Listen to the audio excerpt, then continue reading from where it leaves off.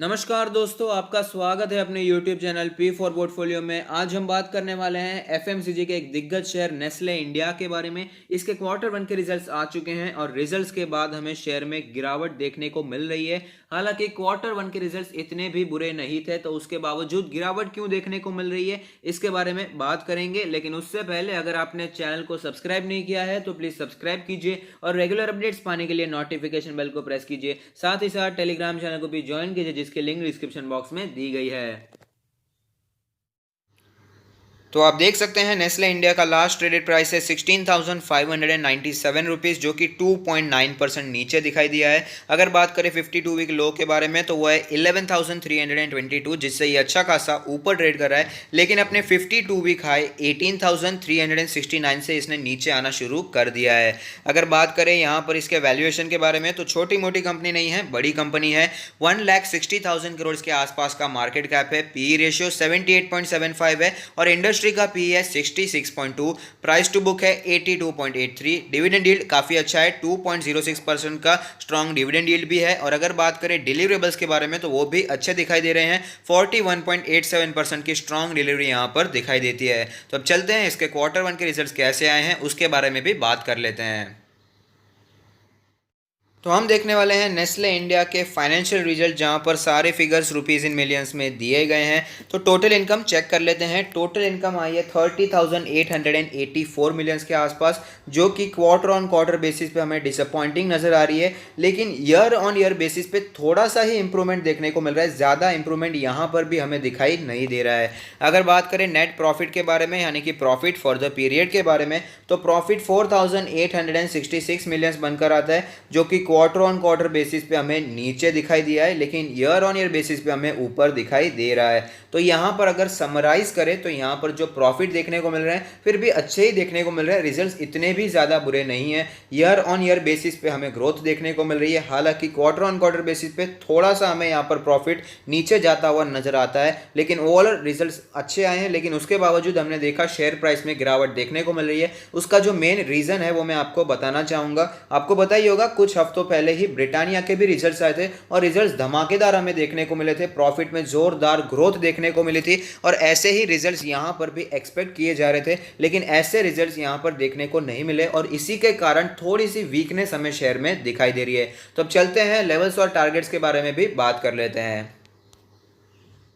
तो आप देख सकते हैं हम लोग नेस्ले के चार्ट्स पर आ चुके हैं, जहां पर हमें पता चलता है कि जब मार्केट में भयंकर गिरावट बनी हुई थी तब 12,200 के आसपास का लेवल अच्छा सपोर्ट दिखाई दिया था और उसके बाद हमें वापस रिकवरी भी अच्छी दिखाई दी और अपने ऑल टाइम हाई के आसपास पहुंच चुका था। 18,000 के ऊपर भी लेवल्स हमें दिखाई दिए थे, लेकिन उसके बाद थोड़ी सी वीकनेस यहाँ पर दिखाई दे रही है, थोड़ा सा कॉन्सोलिडेशन का फेस दिखाई दे रहा है। एक ही लेवल में स्टॉक कब का ट्रेड करता हुआ नजर आता है। अगर बात करें यहाँ पर करंट सिचुएशन के बारे में तो आप देख पाएंगे 200 डेज के ईएमए के ऊपर ट्रेड कर रहा है, लेकिन एक इंपॉर्टेंट सपोर्ट यहां पर दिखाई दे रहा है, जो कि इसका 100 डेज का ईएमए, उसी के आसपास स्टॉक ने आज लो भी बनाया था। अगर बात करें इंडिकेटर्स के बारे में तो मनी फ्लो इंडेक्स का नंबर कैलकुलेट होकर आता है 42.62। यहां पर हमें वीकनेस साफ साफ नजर आ रही है। अगर बात करें इसके आरएसआई के बारे में तो आप देख पाएंगे कि आरएसआई का नंबर कैलकुलेट होकर आता है 42.76। यहां पर भी वीकनेस हमें साफ साफ नजर आती है। अगर बात करें एमएससीडी के बारे में तो आप देख पाएंगे एमएससीडी में हमें जो यहाँ पर सिचुएशन बनती हुई नजर आ रही है, एक बियरिश क्रॉसओवर में कन्वर्ट हो चुका है। कुछ समय पहले ही यहाँ पर बुलिश क्रॉसओवर हुआ था और उसके बाद तेजी कंटिन्यू रही थी, लेकिन फिलहाल यहाँ पर बियरिश क्रॉसओवर बनता हुआ नजर आ रहा है।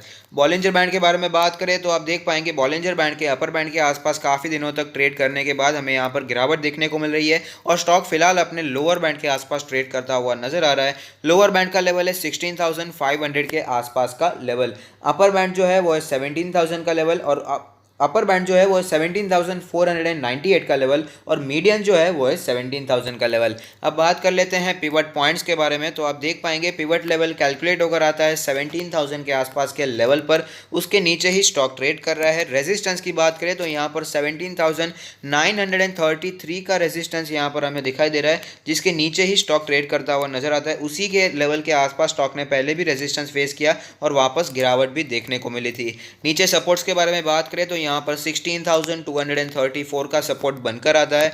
उससे भी नीचे जाए तो यहाँ पर 15,295 का सपोर्ट भी यहाँ पर बनकर आता है।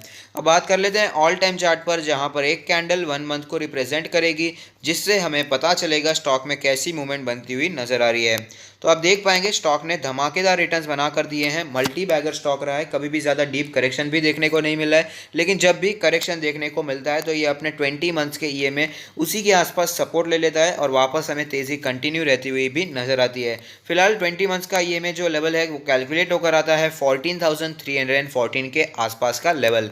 अब बात कर लेते हैं यहाँ पर पोजीशंस के बारे में। अगर आपने बहुत ही ज़्यादा ऊपर पोजीशन बना कर रखी है, आप अभी फ़िलहाल लॉस में चल रहे हैं, तो मेरा मानना है कि स्टॉक अच्छा है, लॉन्ग टर्म के लिए इसमें आप होल्ड कर सकते हैं। अगर आपने इसमें नीचे पोजीशन बना कर रखी है, आप अभी प्रॉफिट में चल रहे हैं, अगर आपने लॉन्ग टर्म के लिए लिया है तो इसमें कंटिन्यू होल्डिंग करना चाहिए। लेकिन अगर आपने शॉर्ट टर्म के लिए लिया है तो मेरा मानना है प्रॉफिट बुकिंग करने के बारे में भी आप सोच सकते हैं। फ्रेश बाइंग के बारे में बाय करें तो जो एग्रेसिव इन्वेस्टर हैं, जो एक्टिव इन्वेस्टर हैं, उनके लिए एक लेवल मैं बताना चाहूँगा जो कि इसका 100 डेज़ का ये में ही है, क्योंकि उसके आसपास ही स्टॉक ने पहले भी सपोर्ट लिया था और वापस हमें तेज़ी भी दिखाई थी। और साथ ही साथ मैं ये भी बताना चाहूँगा स्टॉक ने ये लेवल जो मैं मार्क करके दिखा रहा हूँ वो 16,250 के आसपास बनकर आता है। स्टॉक ने पहले भी उसी लेवल के आसपास सपोर्ट लिया और वापस हमें तेज़ी भी दिखाई थी। तो जो एक्टिव इन्वेस्टर हैं, एग्रेसिव इन्वेस्टर हैं, वो 16,000 से 16,500 के लेवल को वॉच आउट कर सकते हैं और वहां पर बाइंग के बारे में सोच सकते हैं। लेकिन जो लोग वेट करना चाहते हैं, जो पेशेंट इन्वेस्टर हैं, उनके लिए 200 डेज का ईएमए काफ़ी अच्छा लेवल हो सकता है फ्रेश बाइंग के लिए, जो कि 15,600 के आसपास बनकर आता है। तो यहाँ पर 15,000 से 15,600 के आसपास के लेवल को वॉच आउट पर रखा जा सकता है और यहाँ पर conservative investor, patient investor buying के बारे में सोच सकते हैं। तो यहाँ पर लेवल्स और टारगेट्स मैंने बता दिए हैं, लेकिन कौन से लेवल पर लेना है ये तो आपका डिसीजन रहेगा। लेकिन अगर आपको ये वीडियो पसंद आता है तो लाइक कीजिए, शेयर कीजिए, कमेंट कीजिए, सब्सक्राइब कीजिए और मुझे मोटिवेट कीजिए। Thank you. Stay happy, happy investing.